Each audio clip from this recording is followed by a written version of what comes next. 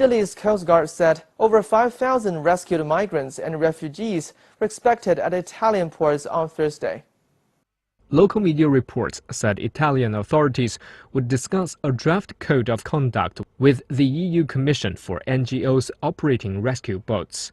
The high numbers of people rescued in the last few days means the latest arrivals will be spread across several regions in southern Italy. About 1,400 people were to disembark at the port of Catania, eastern Sicily, were expected in Salerno, and another 900 in the Calabrian port of Corigliano.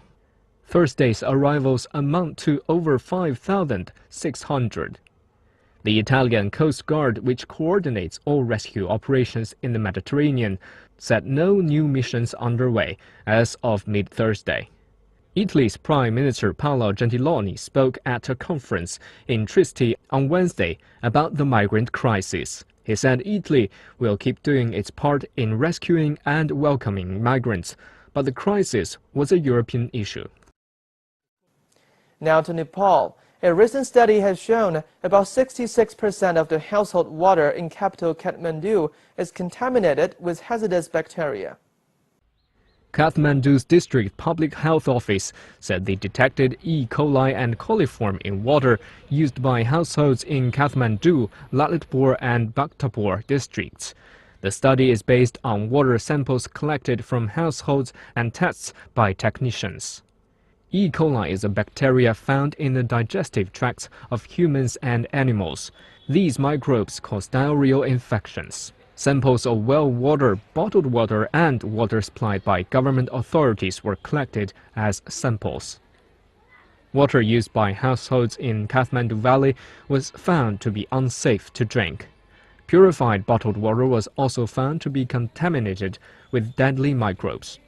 The current daily demand of water in Kathmandu Valley is around 370 million liters, while daily supply stands at 120 million liters per day. Doctors have now warned consuming drinking water may cause cholera, diarrhea, typhoid, jaundice, dysentery, or other diseases. The number of diarrhea patients has reportedly increased in the last few days. Following the study, the Public Health Office has urged citizens to ensure water is properly boiled before drinking. An elderly Spanish man is keeping an old family tradition alive of making and repairing umbrellas. Lifestyles has more. Elias Fernandez is a Spanish immigrant who arrived in Argentina in 1950. Since then, he has maintained the art of repairing and making umbrellas and parasols. Eli's uncle and cousins were salesmen who made umbrellas, and now Eli's works in a shop selling umbrellas that is managed by his son Victor. He has many spare parts in his workshop. Many are from old disused umbrellas. Eli's an 86-year-old man has 72 years of experience in the trade. I come in the mornings. I practice a little. I do what I can. It's not about making money. If you keep up a hobby and do it well, you are happy. Elias has grown a close customer base to sell his umbrellas, but he sells wholesale to shops as well. He also recalls he experienced a difficult time in 1990. His business suffered because of low tariffs. Elias says that now most umbrellas are imported and disposable, but he focuses on quality pieces that are made with old-school techniques to last for many years. As Elias is retired, he also enjoys playing cards and dominoes in his spare time, but he maintains his passion for the trade. Elias often comes here to give his son a hand and always finds something to do. Now turning to Mexico. In the southern state of Oaxaca, it is usual to start festivities with music, dance, and songs from different local ethnic groups. In keeping with this custom, the Mondays of the Mountain Festival has been announced, with a traditional Guelaguetza performance. The traditional Guelaguetza dates back to the pre-Hispanic period when indigenous groups would perform it to honor the goddess Centeotl, a corn deity. The official Gelagetsa has been held across the region for the last 85 years, with an estimated 300,000 participants. The performers let spectators get a sense of the cultural and musical mosaic in Oaxaca.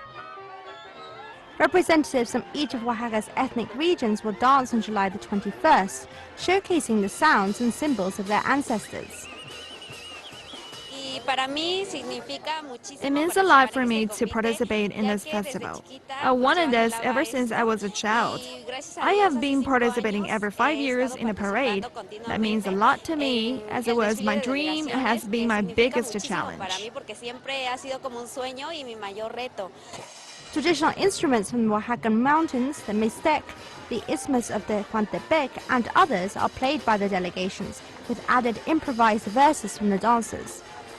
The festival parades through the main streets, with the music resounding across the colonial buildings of Oaxaca City's historic center. The Disney fan event D23 Expo finished this weekend in LA. This year's highlights included a model of a Star Wars theme park and a Pirates of the Caribbean exhibition. Let's take a look. Both California's Disneyland and Walt Disney World Resort in Orlando will open a 14-acre Star Wars themed land in 2019. The D23 Expo offered fans an inclusive sneak peek at a detailed 3D model of the new land, which will feature many iconic scenes from the movies. There's such a huge draw for Star Wars. I mean, it's so many people know about it. For Disney and Star Wars to get together, it's like the perfect marriage of just things that are wonderful. At the Pirates of the Caribbean exhibition, more than 350 artifacts were on display. Visitors could look at costumes and props used in the movies, such as Captain Jack Sparrow's outfit and a model of the Black Pearl. But I think I especially like the props, just seeing everything that was in the movie is here and in person, just looking at Davy Jones's heart and just the chest being there was super cool. The D23 Expo also had exclusive presentations from Disney Studio, Disney Animation Studios, Pixar Animation Studios, and others. In London, a new exhibition titled Soul of a Nation, Art in the Age of Black Power has opened to the public. The exhibition celebrates the work of black artists in the U.S. between 1963 and 1983. Lifestyles takes you there. This London exhibition features more than 150 works by over 60 artists. Most of them are being displayed in the UK for the first time. The exhibition showcases all kinds of media, including paintings, video, posters, books, portraits, clothes, sculptures, and some art installations. One of the exhibition's highlights is Homepage to Malcolm. The artist was awarded the National Medal of Arts by Barack Obama in 2015, and this is the first time the work is being shown to the public. Another highlight is a painting called Superman Never Saved Any Black People, depicting a black man wearing sunglasses in Superman suit. This exhibition is called Soul of a Nation, Art in the Age of Black Power, and it's a monumental group exhibition that looks at the work of 63 artists who were making work in America during the 60s and 70s, during the period of the Civil Rights Movement and the introduction of Black Power. So these artists were really involved in answering questions about what kind of art they were making, how did they respond to these issues that were happening in society, what kind of art should they be producing, who should they be producing art for. So this exhibition starts off in 1963. It starts off from the March on Washington, the time where Martin Luther King declared his I Have a Dream speech. At this time, artists were really thinking about what kind of, how to respond to this situation. How do themselves as artists really react to what's going on? The Soul of a Nation exhibition is designed to show how American cultural identity was reshaped at a time of social unrest and political struggle. The exhibition is divided into 12 parts, with each part focused on groups of artists in cities across the U.S., or on particular kinds of art. Although it reflects a strong sense of community and artist dialogues, it also shows the disagreement about what it meant to be black artists at this time. I think what we show is we show that diversity. We show the range of the messages that we are that came out during this period, and hopefully it will make it be the start of a new way of thinking about American art history in the UK. We're very familiar with certain stories, but at the same time we have these stories that that are there, and we're able to tell it now through this show. The exhibition will run until October. Now to the latest on the 16th Qinghai Lake Cycling Tour in northwest China's Qinghai province. Zhang Abarasture from Team Yokio won the first stage of the Qinghai Lake Tour with a time of 3 hours and 31 minutes. The first stage, Ledu to Xining, measures a total distance of 153 kilometers with 2 intermediate sprints and 1/3 category climb. Although this is not Abarasuture's first victory in a cycling race, he was still very excited. He now has both the yellow jersey and a green jersey, representing overall leader and the best sprinter respectively. It's not a surprise I won this stage. I have come here with good condition and good feeling.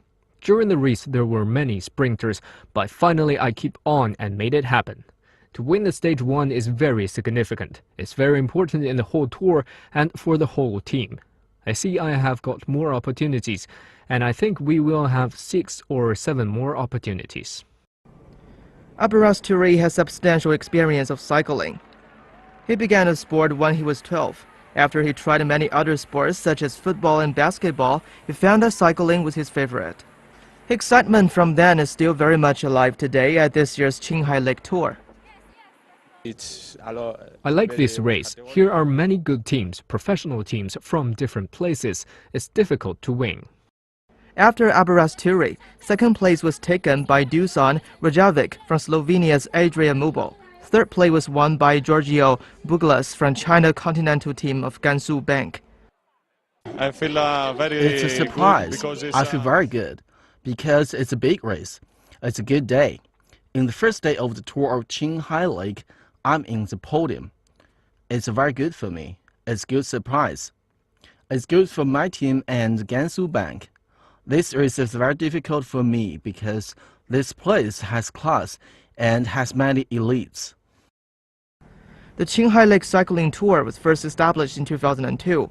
This year's race has attracted nearly 200 professional cyclists from China and abroad. The race will take place across Qinghai, Gansu, and Ningxia from July 16th to 29th over 13 stages. The total distance is over 3,300 kilometers, including a race distance of nearly 2,050 kilometers. Roger Federer defeated 7th seed Marin Cilic in straight sets to win a record 8th Wimbledon title on Sunday. Third-ranked Federer, 35, spent only 1 hour 41 minutes, winning his 11th final 6-3, 6-1, 6-4. Cilic, who apparently was suffering from a left foot injury, was not in good form and even took a medical timeout after the first 2 sets. The 28-year-old tried to get back to the match, holding his service games to make it 3-3.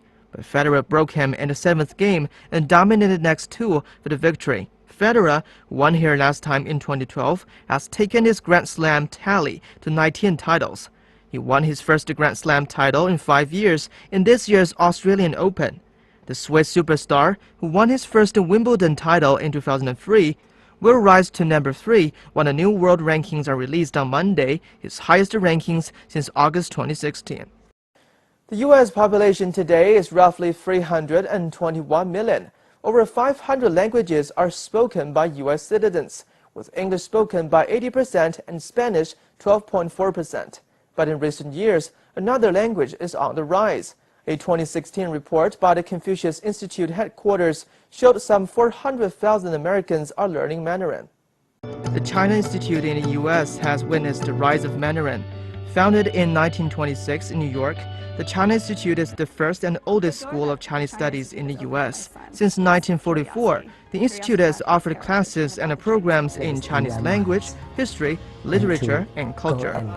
In its 80 years of history, it has taught thousands of students, both children and adults, to speak, read, and write Chinese. Among them is Aisling McCaffrey, who has been learning Mandarin for several years.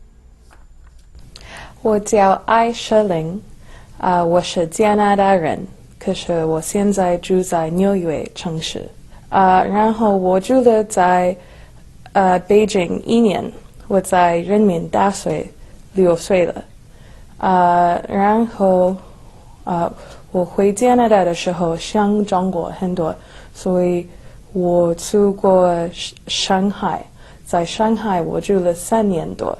Aisling began to learn Mandarin in her freshman year at Carleton University in Ottawa, Canada. It was part of her requirements to take a foreign language, and Mandarin seemed to beat other options. Well, as I said, I've studied French, and I've also studied Italian and Spanish in high school. My favorite part about Chinese is that it's more straightforward than some other languages. There's no verb conjugations, and there's no, the time is really easy to express sometimes. It's more difficult in other parts of the grammar, but I just found it to be very logical.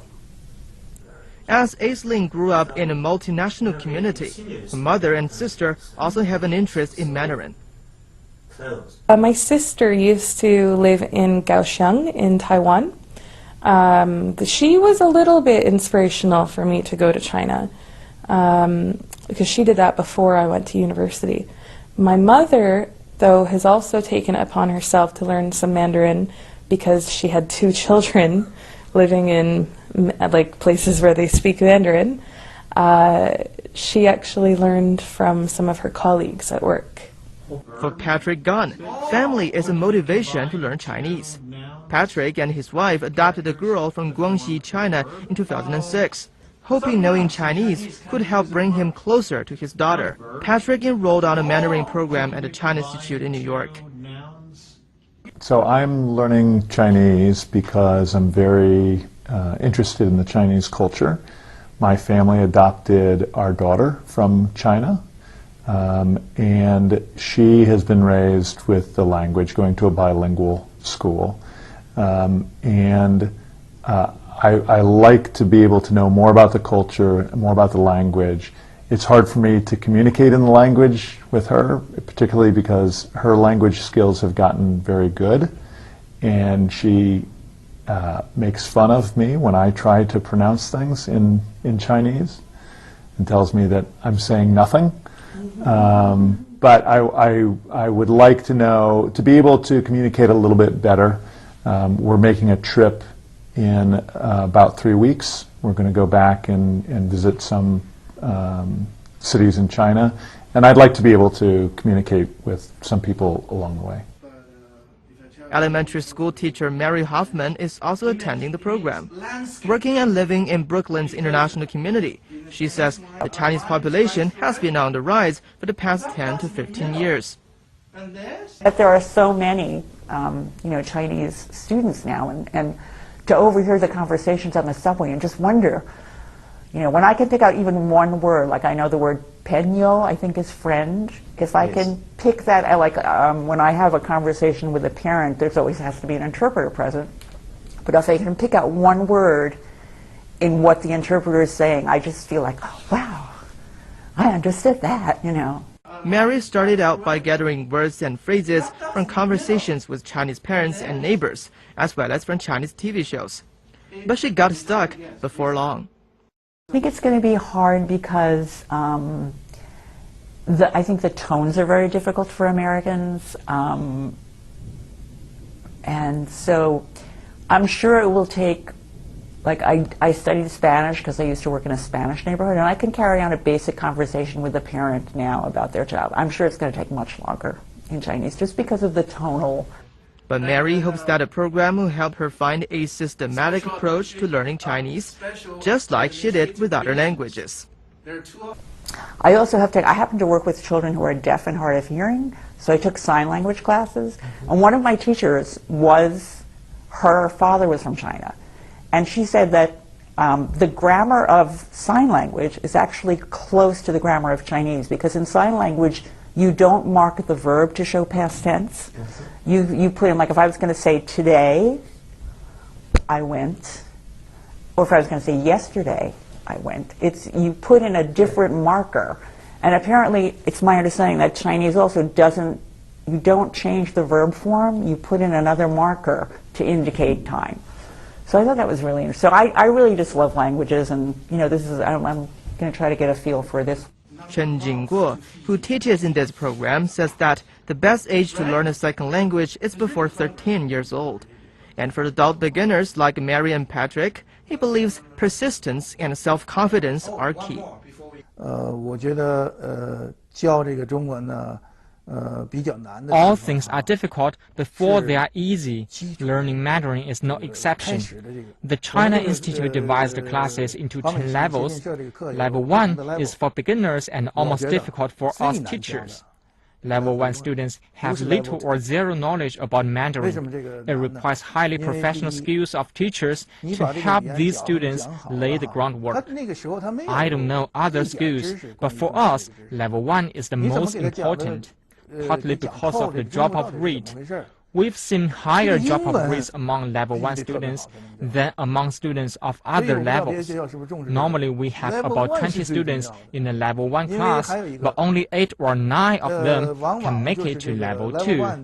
The only way to stop them from quitting is to help them gain confidence and interest in learning, to let them realize that they are making progress.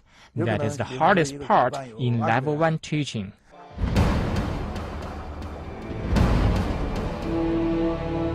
云天无际，承载梦想。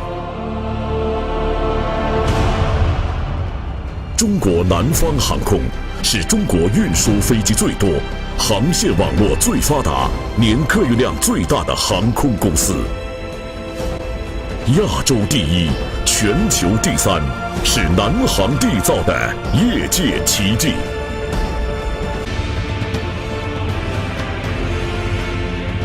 蓝天壮志情，云海谱华章。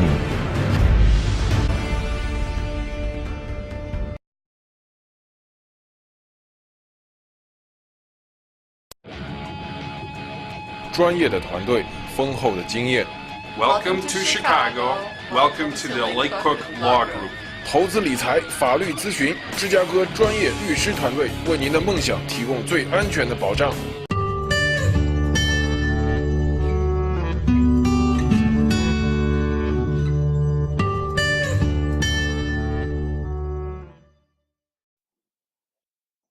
Hi, this is Little Chinese Channel. 小小中文 Lesson 36. In this lesson, we will be teaching you these 6 Chinese characters. What's this? 11. If we give 11 2 leaves,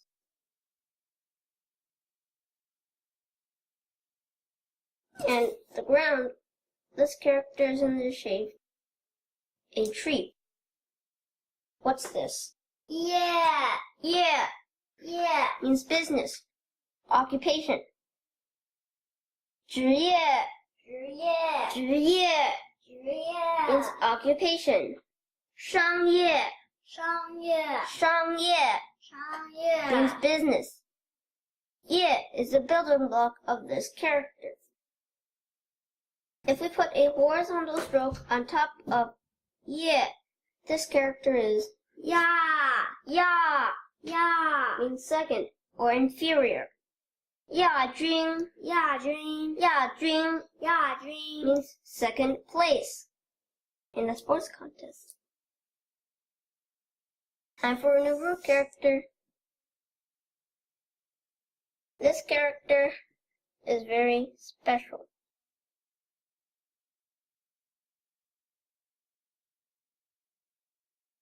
Three strokes and 2 dots.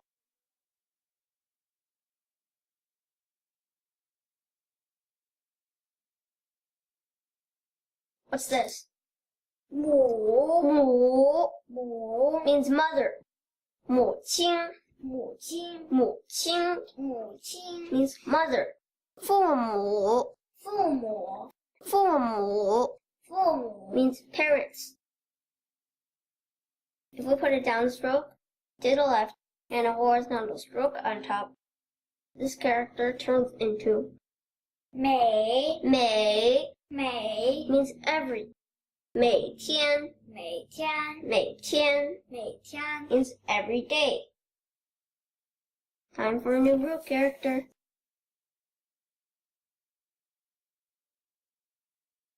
A 人 from lesson 3 and a 王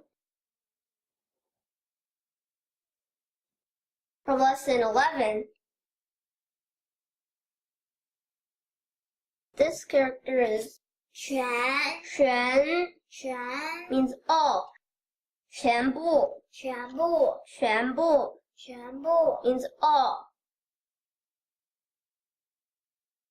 Now we put 2 dots at the bottom of Wang to make a character. 金 means gold. 金牌 means gold medal. Okay, let's write. Remember when you're writing to follow the stroke sequence.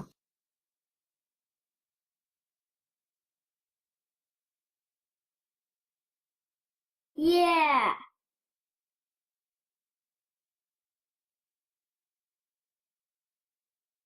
Yeah.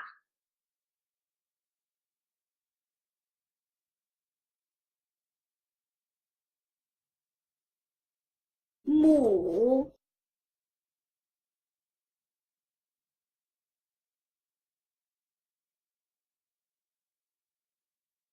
美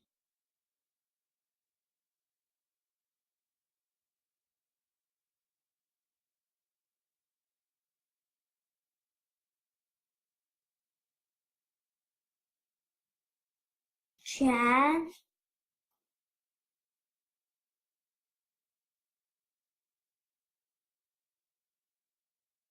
金